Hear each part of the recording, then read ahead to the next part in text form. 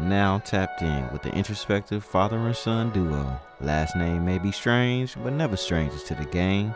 Adjust the listening devices and keep it live. Coming in, flex. I just wanna win, LABB, who we running with, 2233, I'm on 10 again, state your name. Hello, and welcome to another installment of No Strangers to the Game. Per usual, I'm Ja, and that's Troy.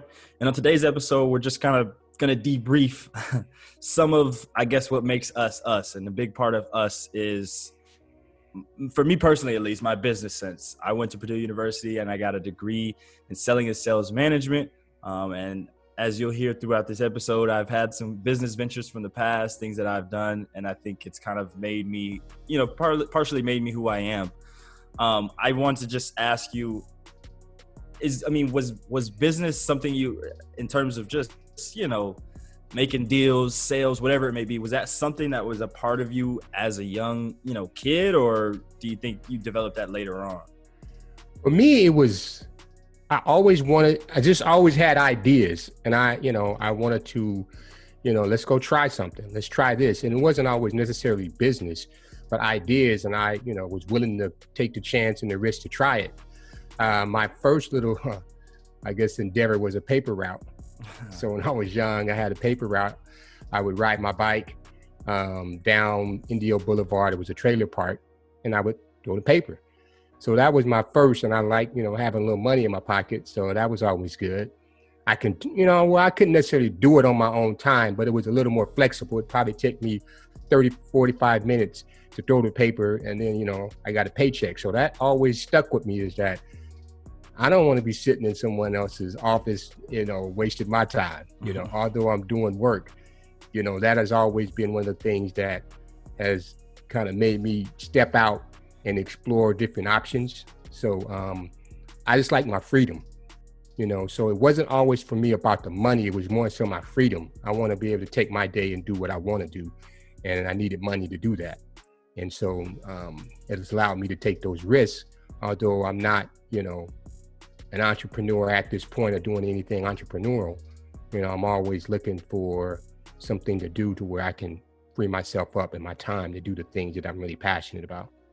Yeah, for me, it's somewhat of the same. I think number one was at a very young age. I think younger than a lot of the kids around me, I understood the value of money. And not that, I remember distinctly at probably like kindergarten or something. I was happy I got some money, and somebody said, money can't buy you happiness. And I remember just sticking with me like, yeah, it can't, but it can solve a lot of issues for you. And in that way you can solve a lot of headaches, and that can lead to you being a little happier. So not that having money will, make you just happy right off the bat, but it definitely solves a lot of problems. I put it that way. Hey, I'll try trying to be happy with money as opposed to without it. Right. And so I think at a young age, I understood the value of it. And I was like, well, I need to get this to alleviate the headaches I have, to, have the things that I want to buy, the things that I want to do. And most importantly, I think I've always been a person who wanted to experience the world while I'm here. So the best way to do that is to travel and, try different things. And whether it's good or bad, the world we live in, everything like that costs. And second of all, I think I did always have a knack for wanting to persuade people, wanting to argue, something that I love to do. But absolutely, being able to persuade somebody that, hey, this is something you need, go ahead, buy it off of me. Or, you know what I mean? I've always enjoyed making deals or that kind of, I wouldn't say heat of battle, but that kind of mental mind game of, I'm trying to persuade you, and you either trying not to be persuaded or you open to it, we'll see. And so I think I've always enjoyed that since I was a young child too. Yeah.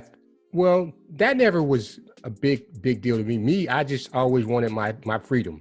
Yeah. And I looked at people who had jobs, and they always complaining. And I'm like, I'd never understood the rationale, even though I did it. Go to school so you can get a good job. And I'm like, I don't want a job. I don't want to go and work with somebody else. And that was always in my back of my mind. I I guess I didn't focus enough in on the business aspect and taking classes and doing things. It was like, because money wasn't ever really something that I had a real drive to get. It was just, I wanted my time. And if I think at the time, if I had a mentor or somebody who can kind of give me some direction, I might have made some different choices.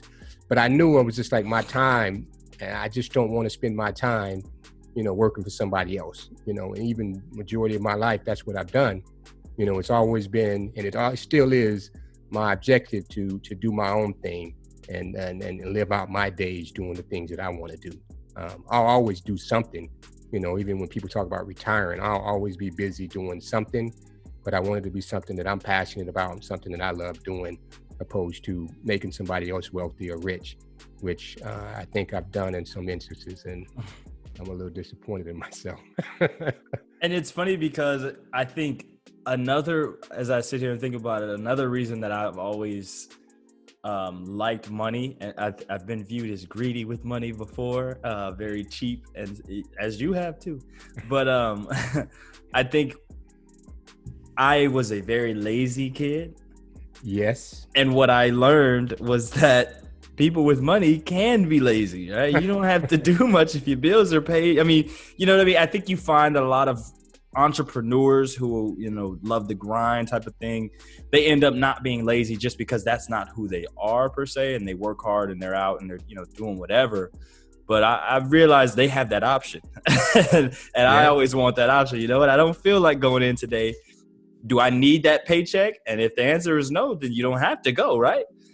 Yeah. If you have the money, you can pay your bills and you can live comfortably. And so that's always what I wanted, I've always wanted to be well off. And I didn't grow up poor by any means, but I always knew that I wanted to have enough money to where I didn't have to worry about that. I feel like there's so many other things in this world to be concerned about or think about that, where I'm going to eat or sleep should seem like that's just should be second nature and basic. And so for me, that's where I've always had the attraction to money, if that makes sense. And I know that doesn't sound good, but I don't think I'm attracted to money. I'm attracted to what money can get me.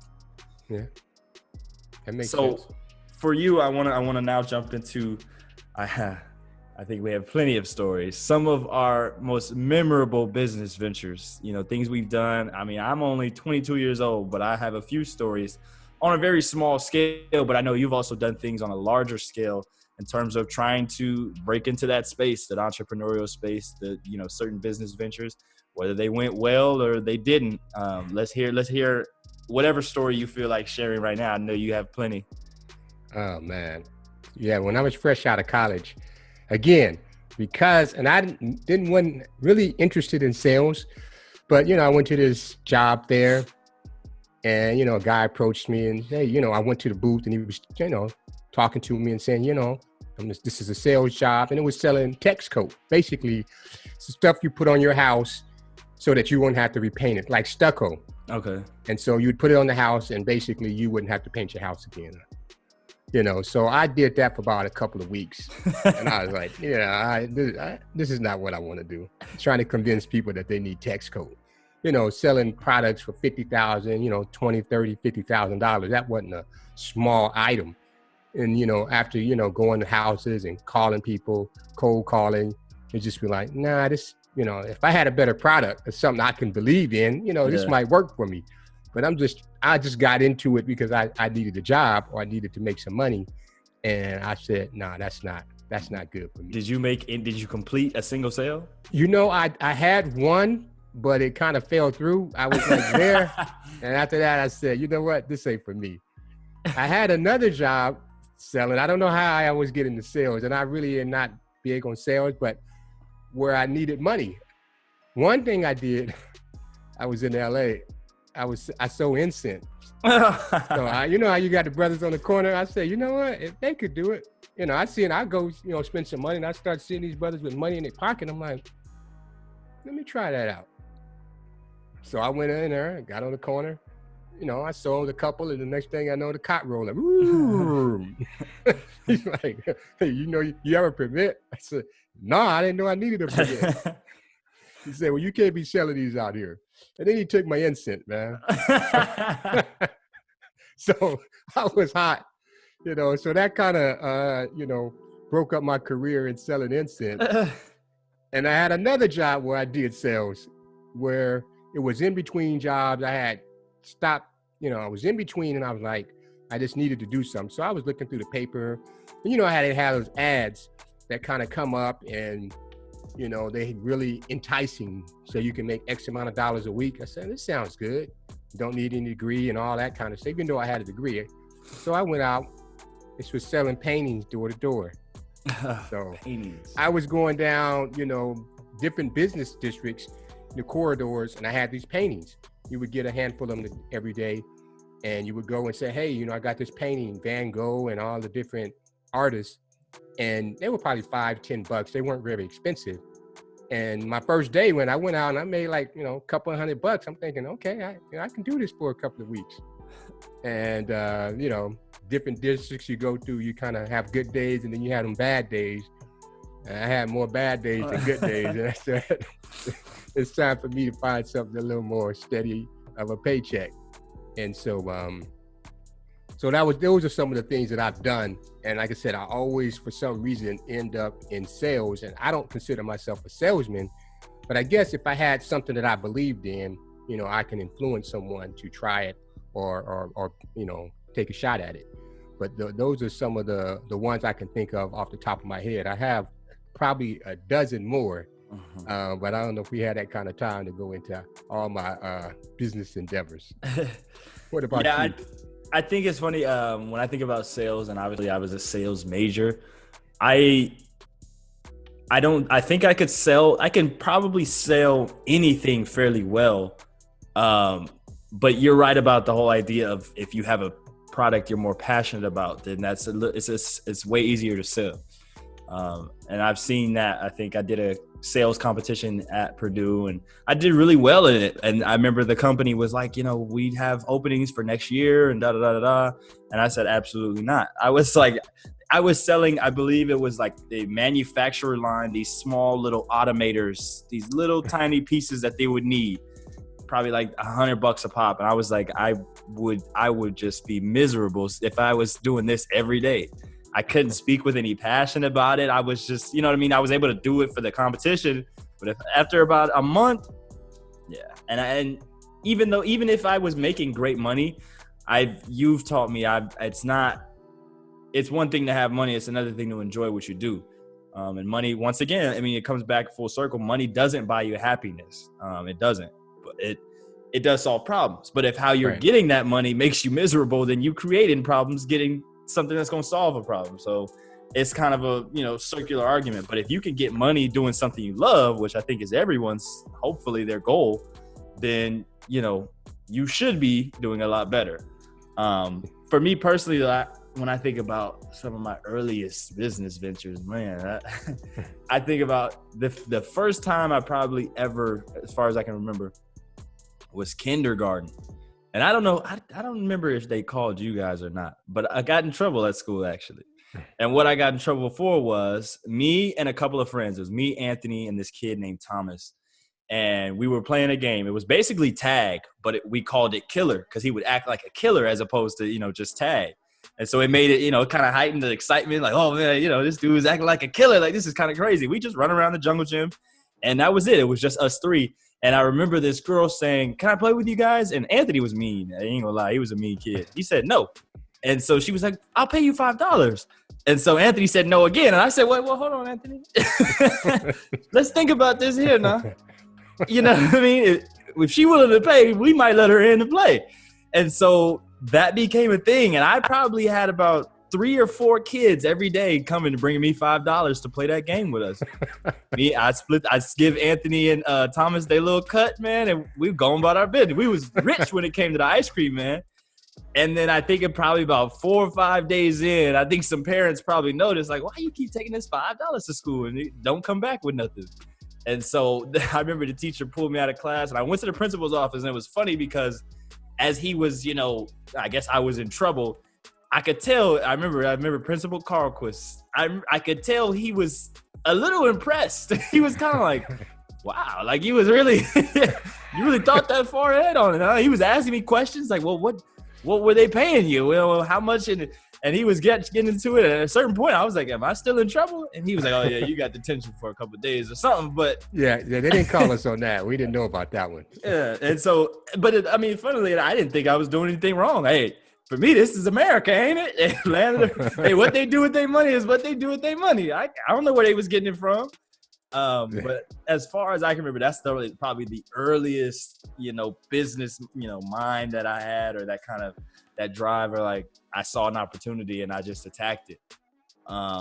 Man, what next? Later down the road in middle school, a couple of things I did in middle school was one, and this kind of was the first time it was a kind of an eye-opening experience, was I don't know what year of school it was, but basically what it was you had to sell, they had these boxes of chocolate bars that they were giving to each kid, and it was about 50 chocolate bars in each box. And they said, well, you go sell them each for $1, bring back the money. And if you sold 5 boxes, then you got to go to Washington, D.C. and New York. It was a Washington, D.C. and New York trip. And I was like, I want to go on this trip. And so I was pretty good. I was able to sell my boxes at church, around the neighborhood, to other kids in school were buying them. They just like chocolate and stuff. And I sold my 5 boxes quick, like done. And I was like, so I was like, well, I mean, I got the trip now, so I should be done. But they were like, well, there's a prize for if you sell the most. And so I was like, I don't even remember what the prize was, but I was like, well, I guess I might as well keep going, might as well try to get the prize. So I ended up selling like 12 boxes, man. And I probably made up a whole nother kid's trip. But I remember distinctly every time I sold and finished a box, I had to take the $50. I had a wad of ones, and I was just looking at it like, man, I could do something with these ones, but I had to go give it to the teacher. And so I remember being like, I'm not a huge fan of giving the money back after I make it. And so I remember what that led to was the small snack chip Takis. And I know you remember this one pretty well. Now, you had one before the Takis. The Takis was the one that actually. We're not gonna get into the other one. The Takis. No, we got to get into the Gucci juice. You want to explain it, or you want me to tell it? That was okay. That was my marketing. That was my marketing genius right there. Right. So basically, what I would do is, I remember how it started. One day at lunch, I had a blue Gatorade, and one of my friends had a yellow Gatorade, and so we both drank like half of them. And we were just like messing around, like, let's combine and see what they taste like. And I remember we combined it, shook it up, and it turned green. And I was like, I had never seen green Gatorade, and it tasted just like Gatorade, really. It was just 2 Gatorades combined. But I remember thinking to myself, man, and I remember kids was like, what is that? Like, they was asking us, you got a green Gatorade? Like, how did you? And so, the other kid probably didn't think much of it, but I was like, oh, yeah, let me see something here. So I remember I went to Walmart. I think I had some money saved up, or y'all might have bought it for me. And I just bought 3 or 4 big things of blue and yellow Gatorade. And I combined them into a big jug, and I put them back into the individual cups because, it worked out perfectly fine. And it was green. I ripped the label off, and I put the Gucci logo on the bottle with a Sharpie. And I went to school the next day, man. I sold out. I sold out of my bottles of Gucci juice. They was loving it. But the problem with that was the profit margin wasn't there. So I had to leave that one alone. Plus, I probably would have gotten in trouble because I was selling Gatorade that I mixed at my house. That probably wasn't the best. But then I was like, well, I need something because I had the bug, I had the itch. And so I remember in 8th grade now, we were at Walmart, and I saw a bag of Takis, which is a small snack chip. And it came in 25 smaller individual bags in a bag of 25, and it was $10. And so I was like, I did some quick math in my head. I said, if I sold those for $1 a piece, every kid comes to school with $1, If I sold those for $1 a piece, that's $25. I come back, spend another 10, and I make another 20. I said, that's a good profit margin. I didn't know what profit margin was at the time, but I knew that was that was making more money than you were spending, and that means that's good. And so I started doing that. I took it to school in a little bag. And it was like I was selling drugs, man. Kids would come to me with their $1, man. I'd reach in the bag, give them their bag of Takis. They give me my $1. And I remember at one point, man, I think somebody almost tried to rob me. I was walking around with like $150 in singles, man. I just had a big old wad of cash. I will never forget that, man. At one point, I think I paid the security guard like $10 for him to not stop me selling. And I had to give him a couple Takis every now and again, just in case.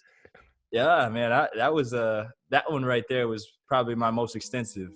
Didn't they sell Takis on campus? Didn't they have a vending machine that sold them? Yeah, but you know, the vending machine upsold. It was like $1.50, and then those vending machines would always be out too, and you'd have to wait till the next week for somebody to come refill them. Hey, I was ready. I was there. So you learned how to, you know, pay off the enforcers, keep them happy, keep them off you. At a certain point, I had a sixth grader. He was like, "Man, how much money are you making?" He was asking too many questions.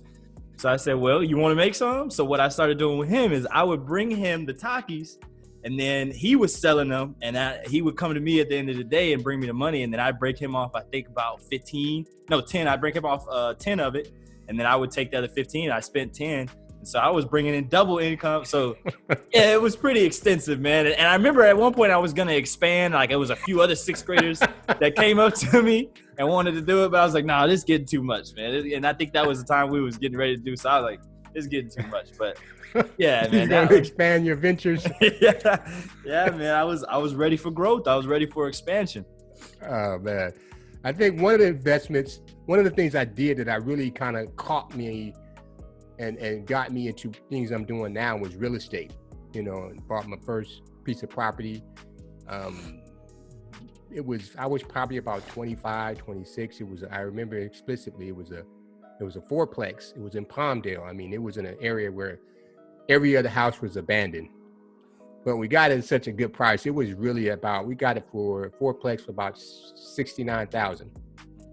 We went in, we did some rehab, fixed it up, got it rented out, and it was making a profit. And I was like, man, problem is, you know, I was invested and I had other people that was involved. And after we split the money, it was like, you know, we should have thought, let's keep investing. Yeah. We didn't, you know, I guess we kind of got sideways on things and we just kind of went our own separate ways.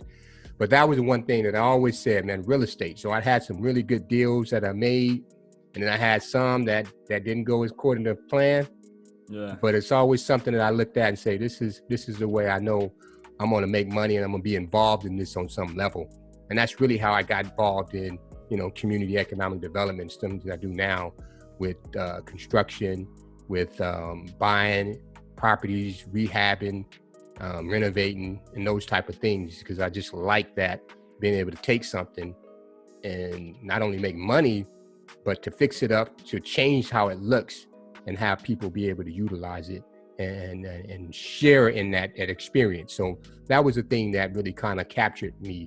And I've always said, you know, I'm going to do something that's involved real estate. I'll do other things that in terms of investments, but in terms of things that I do on a daily basis, it'll have some involvement with real estate and those type of transactions. And, you know, so that's another one that I had. The last venture I had, it was a big one. And for those who know me, know us, it was the go-kart, the indoor go-kart facility. And it was a huge, complex situation that, you know, it took us about 6-7 years to really kind of, you know, get the money, investments to do it. And it just, man, we had a bad landlord, and then we kind of made a bad decision on the lease agreement to start out with. And it went backwards from there. You know, we had a chance of really making it happen, but the landlord was just basically a creep. And he really did some things that set us back. And looking back, had we, you know, myself been a little more astute on certain things, you know, we could have made it happen and forced the landlord to do the right things. But, you know, hindsight is 2020. So those are some of the adventures that I've had, and, you know, as a small business entrepreneur, salesman, and, you know, some of the other stuff that I've done. But yeah, you know, it's been a good experience. It's been a learning experience, I'll say that. Yeah, it's funny you bring up real estate, because I remember some of the earliest, I mean, you know, when I was a little kid, I feel like I asked you a million questions every day. But luckily, you was patient enough to answer most of them. And I remember asking you a lot about real estate and houses and stuff, because that's what you did every day. And so, you know, I'd go to work with you sometimes, and I remember asking you questions. I remember learning about equity. And I was like, it was such a weird concept to me. I was like, you mean to tell me this thing can increase in value and you not doing nothing?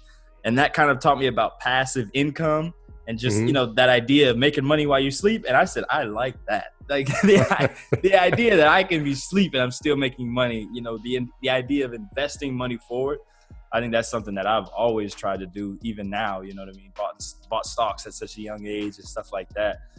That idea has stuck with me for a very long time. So you've kind of talked about how, your past business ventures have gotten you into what you're doing today.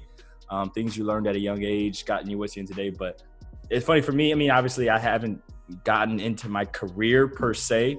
But like I said, I think what I want to get into, the reason that it makes sense for me is, once again, I have a knack for business. I've always been good at, deal making and, the kind of going back and forth, whether it be negotiations, and I like the idea of making money a lot. And so when we're talking about, the business of sports, I think that hits home for me, right? I love sports. So that's, I guess, a product that I'm very passionate about. I know I'm knowledgeable about, I'm very passionate about. So being around it all day, having to sell it won't be much of a task. It'll be kind of second nature for me. I could talk about basketball all day long anyway. So why not make it something that's my job? Right.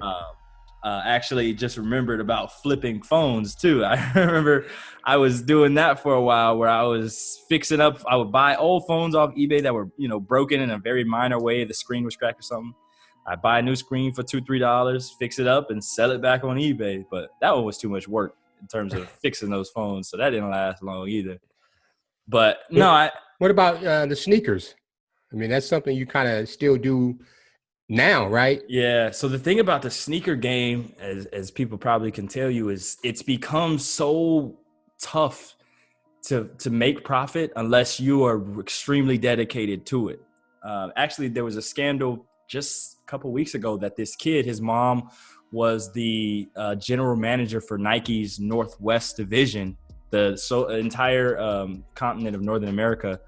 And basically what he was doing is, through her, he was able to get hundreds of pairs of sneakers that hadn't been released yet, or were limited release, which means that not everybody can get them. They don't just release them in stores.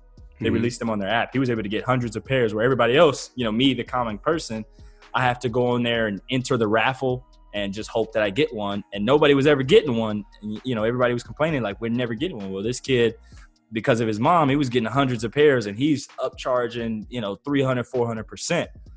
So luckily for me, I've gotten a few pairs of shoes, just here and there, whether I got lucky and was able to hit on the app, or I just found deals on Instagram or something, bought them and, held them for, whatever decent amount of time, and the equity went and then was good.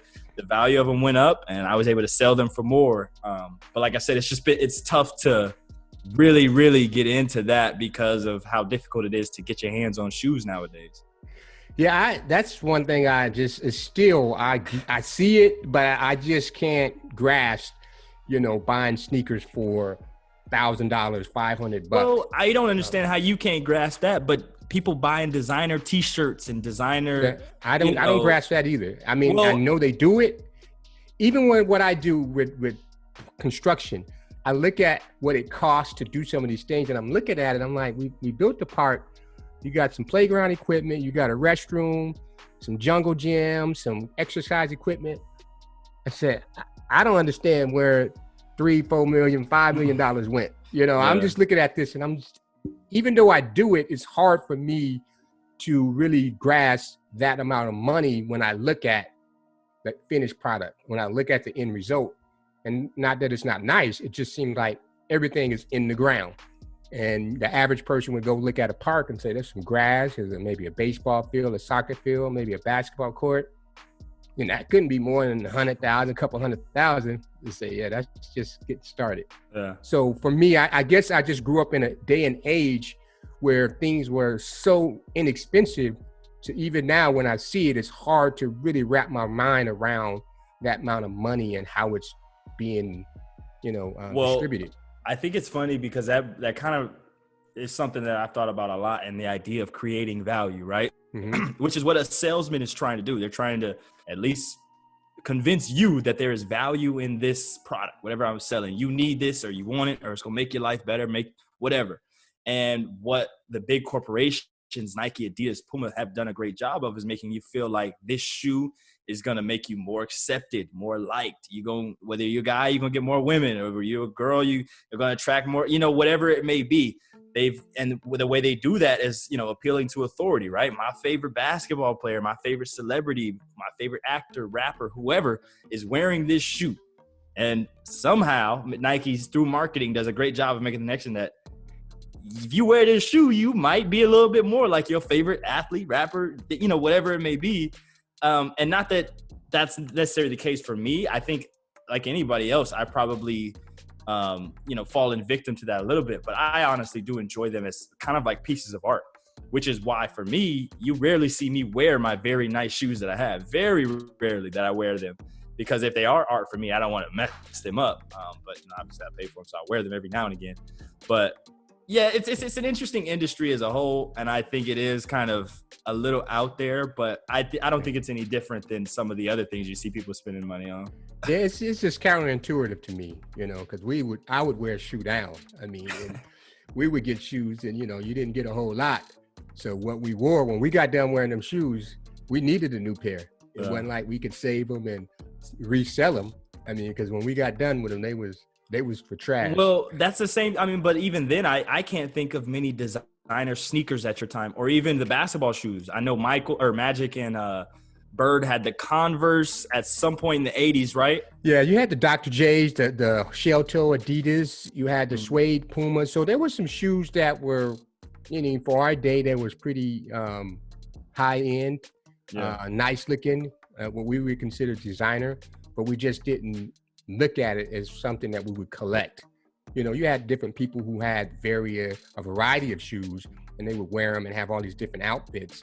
But I never looked at it, and I think most people in that day didn't see those as collector items and things that you would sell or resell or use and trade. So you may borrow your buddy's shoes or something, but not sell them. It wasn't as widely accepted. I do think it was already beginning there. I know I was watching a documentary about sneakers, and in the early 80s, even late 70s, like you said, those shell toes and some of those shoes that Run DMC was wearing, or other rappers and basketball players were wearing off court and stuff, people were already starting to kind of make that movement. I just don't think it was as widespread as it is today, because I don't think the companies were trying to capitalize on it as much as they have, as they are today. Even with Michael, or even with Magic and Larry Bird, it technically wasn't their shoe. It was still just a Converse sneaker. Whereas today you got, Jordan shoes, LeBron shoes, Kobe shoes, Kevin Durant. So it gives. Yeah, they were the weapons, actually. They were the weapons, they would call that. And then Dr. J before them, I always wanted a pair of those. The white with the red Converse logo on them. Yeah, I was like, the Dr. J. Them were my shoes. I never got a pair. But see, imagine if all of your friends were trying to get those too, or had them. You know what I mean? Yeah. Then they would have been probably a little more of like, I need these now. Whether Nan would have got them for you, I don't know. That was the point. I thought I needed them, but but that's the thing, right? Is you haven't bought me a lot of the shoes that I have now. I just go out, obviously, whether I make my own money or do certain things, I go out and I'm trying to get them. You know what I mean? Because that's important to me. Whereas I don't think it was as important to you guys back then to have, the shoes that you looked at and you said, these are cool. Yeah, I mean, we just rolled with what we had. But no, I think, back to what I was talking about in terms of the way that's my past business ventures, things that I've mentioned, throughout this show have impacted what I want to do. Like I said, I was able to combine those two passions of the business with sports, or the business side of my, my brain wanting to work that way, and sports, which is what I've always loved, playing, analyzing, talking about it, viewing stats, so on and so forth. And then probably, other influence that I think I've talked about in the past is cousin Tony. He was a general manager for the Angels, and just seeing, what he was able to do and how being around sports all day, it didn't feel like a job. You know what I mean? I was with him all day and he was doing his job, but it was like, this dude's just at the ballpark. He's watching the baseball game. And, don't get me wrong, everybody has those days where they're like, I don't want to go get up and do this job. But I think if you can do something you're passionate about, it'll feel a lot less like a job. If you can take something that you love doing and make it your job, it'll feel less like a job. And I remember you saying that to me when I was younger. And so I think that's something that I've carried with me. And even when, you know, I was in school, grade school, or whatever the case may be, that was something that I took with me too. I didn't necessarily have to love the product at the time because it wasn't my full-time job, so to speak. But, you know, it always felt like, okay, I'm doing something that I enjoy because it was the business side of things. And so now if I can really be passionate about what I'm selling, then it only heightens my excitement for it. And so, yeah, man, I think that's a good episode for today, man. I think we broke down obviously a lot of interesting stories, things that have gotten us to the point to where we are now. And I think that gives probably our audience and people that know us a little insight into who we are and why we're doing what we're doing today. I didn't get into the details of it, but, you know, it even stems back because I think my grandfather, your great grandfather, Louis Strange, was one of the first Black business owners in the city of Indio. And then we had a great uncle, John Nobles, who came out from, I think, Kansas City, and he settled what they call the John Nobles Ranch in Indio, where he bought, and I don't know how exactly he got it at the time, but he had about 20 acres of land or so in which he settled. And as Black individuals and families moved to the area, he would either lease land to them or sell it to them so that they can set up and their homes and have their farms or whatever they did. And so I think it's just one of those things that I think is in the blood, just trying to always do something to provide that self-sufficiency, that freedom, to where, you know, we're at the point where we can call our own shots. And I guess that's the thing for me, is I've always wanted to call my own shots, not in the sense that I just wanted to be, you know, contrary and difficult, or I didn't want to have anybody that I'd had to listen to, but I just always felt like, you know, as a man, I should be able to do what I want to do when I want to do it, and not have to answer to someone else dictating what I do, how much I make, what I can afford, you know. So those type of things is always really I've wrestled with. And, you know, I've always kind of been sort of an outcast in that way, because many people around me, for the most part, you know, hey, go get a job, work 9 to 5, take care of your family, you good. And it just, you know, for me, it was just, and it's still one of those things. It's like, I got to have my freedom, because I want to do things that help people, particularly in our communities. When I'm working for someone else, it makes it difficult to help people in the way that I want to. And I like what I do now, but it's not something that I'm overly passionate about. It's, you know, not something that's fulfilling. You know, I think I'm pretty good at it, but it's just one of those things where, you know, I want to be able to make my day, schedule my day how I want it to be. And so that's always been a part of my, you know, drive and ambition to do business. Yeah, I think it's interesting. I didn't even realize that was kind of in our bloodline. Business is in the blood. And yeah, same for me. I think I've always wanted to have enough money to make an impact on the world as well, you know, in terms of having millions and millions of dollars to be able to do things that I think are important to help make this world a better place. And so that's probably one of the driving forces for me as well. So yeah, man, I think for today's episode, that's going to do it. Appreciate everybody for tuning in once again. I hope you enjoyed some of those stories that we gave, and, you know, experience that we shared with you guys. And once again, as always, we appreciate you for tuning in, and make sure you tune in next time. Peace. Make sure you like, subscribe, hit the notification bell so you're notified every time we post a video.